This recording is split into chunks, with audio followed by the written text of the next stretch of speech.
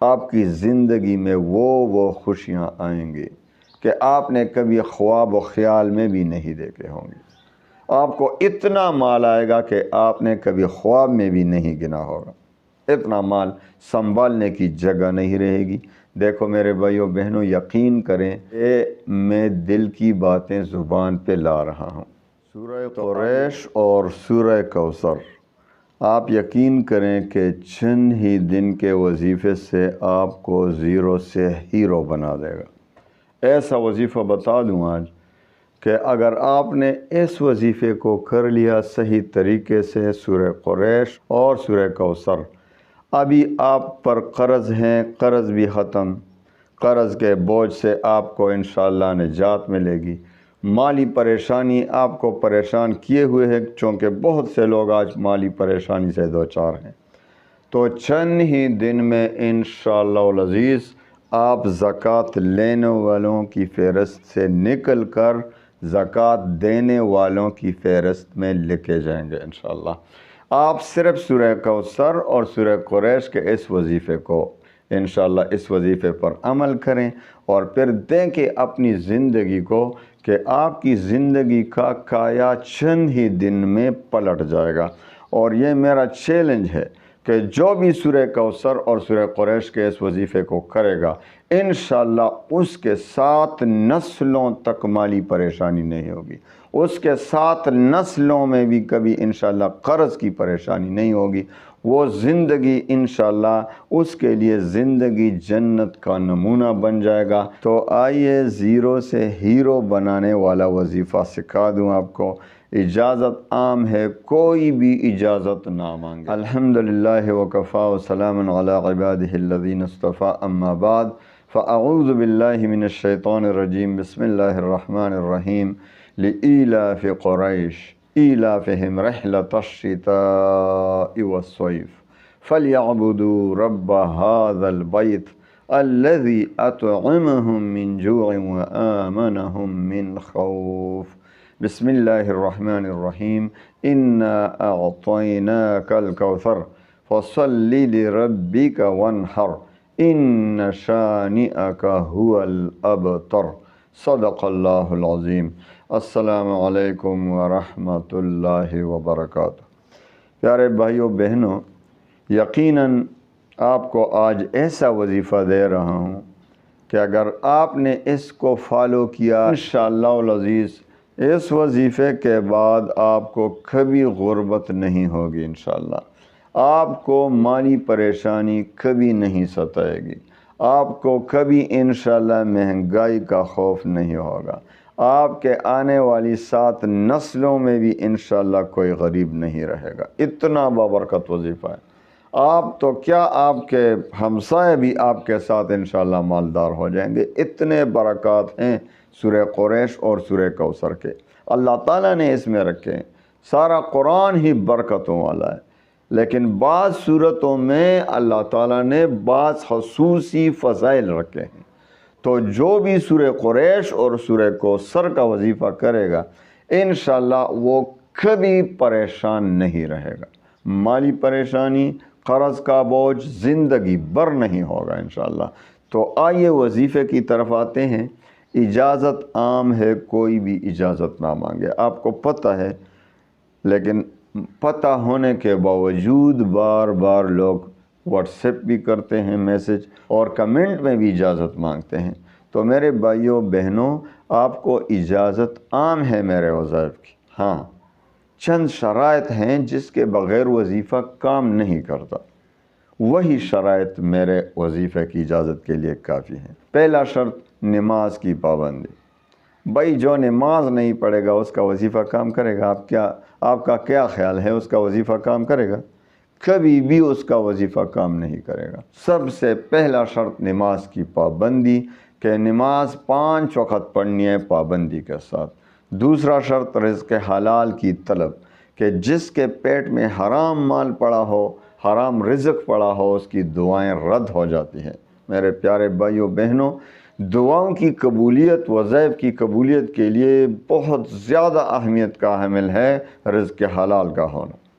تو بہت سے لوگ کیا کرتے ہیں؟ وہ شکایت کرتے ہیں میرا وظیفہ کام نہیں کرتا، تو آپ حرام سے بچتے ہیں، کوشش کرتے ہیں حرام سے بچنے کی، صبح و شام لگے ہوئے لوگوں کے حقوق طلب کرنے میں، لوگوں کے حقوق کھانے میں لگے ہوئے ہیں، حرام سے پیٹ بھر رہے ہیں اپنا اور اپنے بچوں کا، اور پھر شکایت کرتے ہیں میرا وظیفہ کام نہیں کرتا۔ تو رزق حلال کی طلب، تیسرا شرط اللہ تعالیٰ پر یقین اور اعتماد کامل ہو۔ بار بار میں یہ کہتا ہوں کہ اللہ تعالیٰ پر یقین نہ ہو تو وظیفہ کس طرح کام کرے گا؟ وظیفہ قبول کرنے والا کون ہے؟ وظیفہ خود تو کچھ نہیں کر سکتا، اللہ تعالیٰ ہی اس میں اثر ڈالے گا۔ تو جس کو اللہ تعالیٰ پر یقین ہو نا، دیکھو حدیث قدسی میں بھی آتا ہے کہ اللہ تعالیٰ فرماتے ہیں کہ میں اپنے بندے کے ساتھ اس کے ظن، اس کے گمان کے مطابق ہی معاملہ فرماتا ہوں، یعنی جس طرح وہ مجھ پر یقین اور گمان رکھے گا میں اسی کے مطابق معاملہ فرماؤں گا۔ تو جس شخص کو اللہ پر یقین و اعتماد کامل ہوگا اسی کا وظیفہ کام بھی کرے گا، اس کی دعا کام کرے گا، اس کی دعا قبول ہوگی۔ جس کو اللہ تعالیٰ پر شک ہو رہا ہو تو حدیث قدسی کے مطابق اس کی دعا، اس کا وظیفہ رد ہو جاتا ہے۔ تو اللہ تعالیٰ پر یقین اور اعتماد کامل ہو، تیسرا شرط۔ اور چوتھا اور آخری شرط یہ ہے کہ وظیفے کا تلفظ ٹھیک ہو۔ اگر آپ کو وظیفے کا تلفظ ہی ٹھیک نہیں آتا تو وہ کس طرح کام کرے گا؟ آپ قل کو کل کہہ رہے ہیں، قل کہہ دو، کل کھاؤ، تو وظیفے کا تلفظ ٹھیک کریں پہلے، اس کے بعد وظیفہ شروع کریں۔ تو اب آپ کو جو سورہ قریش اور سورہ کوثر کا وظیفہ دے رہا ہوں تو اس کا تلفظ ٹھیک ہو، بس آپ دیکھیں گے آپ کی زندگی میں وہ خوشیاں آئیں گی کہ آپ نے کبھی خواب و خیال میں بھی نہیں دیکھے ہوں گے۔ آپ کو اتنا مال آئے گا کہ آپ نے کبھی خواب میں بھی نہیں گنا ہوگا، اتنا مال سنبھالنے کی جگہ نہیں رہے گی۔ دیکھو میرے بھائیوں بہنوں، یقین کریں کہ میں دل کی باتیں زبان پہ لا رہا ہوں۔ تو آئیے وظیفہ دیتا ہوں ان شرائط کے ساتھ۔ اگر آپ ان شرائط کو دیکھتے ہی نہیں، سنتے ہی نہیں، بس سکپ کر دیتے ہیں اور آگے بڑھتے ہیں اور وظیفہ دیکھتے ہیں صرف، تو کیا آپ کا وظیفہ کام کرے گا؟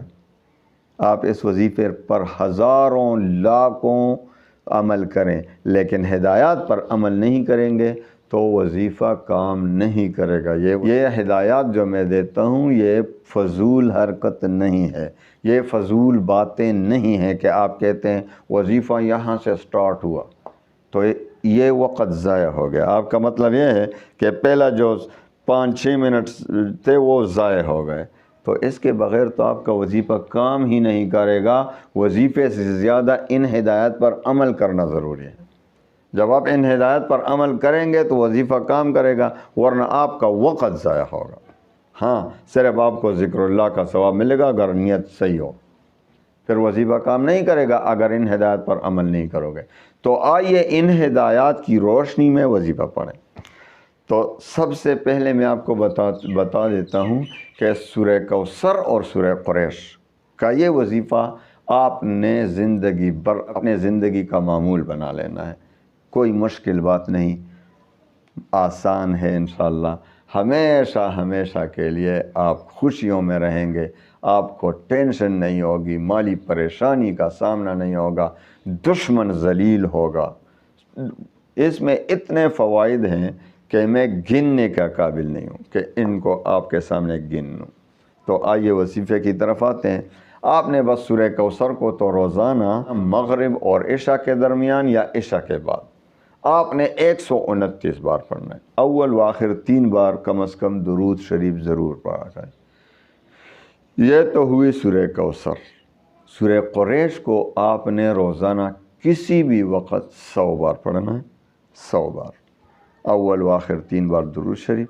اس کے علاوہ مغرب کی نماز کے بعد 11 بار اور باقی 4 نمازوں کے بعد 7 مرتبہ پڑھنی ہے ہر نماز کے بعد۔ پھر انشاءاللہ اور کم از کم 1 بار یا 3 بار پہلے اول و آخر درود شریف پڑھا کریں۔ بغیر درود شریف کے میں جو بھی وظیفہ آپ کو دیتا ہوں اول و آخر درود شریف ضرور بتا دیتا ہوں، کیونکہ اس سے وظیفے کی طاقت کہیں زیادہ بڑھ جاتی ہے۔ درود شریف زندگی میں عبادات میں ایک درود شریف ایسا ہے کہ وہ ضرور قبول ہو جاتا ہے۔ تو جب آپ پہلے درود شریف پڑھیں گے وہ قبول ہو گیا، درمیان میں وظیفہ پڑھیں گے، آخر میں پھر درود شریف وہ قبول ہوگا، تو درمیانی والا جو عمل ہے وہ بھی درود شریف کی برکت سے قبول ہو جاتا ہے۔ تو درود شریف ضرور ہر وظیفے کے پہلے اور آخر میں پڑھا کریں۔ ہو سکتا ہے ہم کبھی بھول بھی جائیں، آپ کو یہ نہ بتائیں کہ درود شریف پڑھیں، تو پھر بھی آپ نے وظیفے کے اول و آخر ضرور 3 سے 7 11 بار درود شریف پڑھنا ہے۔ تو میرے پیارے بھائیوں بہنوں، آپ اس وظیفے پر عمل کریں۔ سورہ کوثر مغرب اور عشاء کے درمیان یا عشاء کے بعد 129 بار اول و آخر درود شریف 3 بار کم از کم، اور اسی طرح مغرب کی نماز کے بعد سورہ قریش کو 11 بار، اور باقی 4 نمازوں کے بعد آپ نے 7 مرتبہ پڑھنی ہے، اول و آخر درود شریف پڑھا کریں، اور کسی وقت سورہ قریش کو 100 بار پڑھا کریں کسی جگہ بیٹھ کے، تو اول و آخر درود شریف۔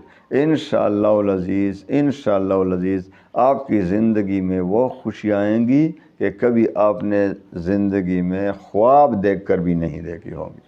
تو اللہ تعالیٰ تمام مسلمانوں کی پریشانیاں، غموم و ہموم کو خوشیوں میں بدل دے۔ وآخر دعوانا ان الحمد للہ رب العالمین۔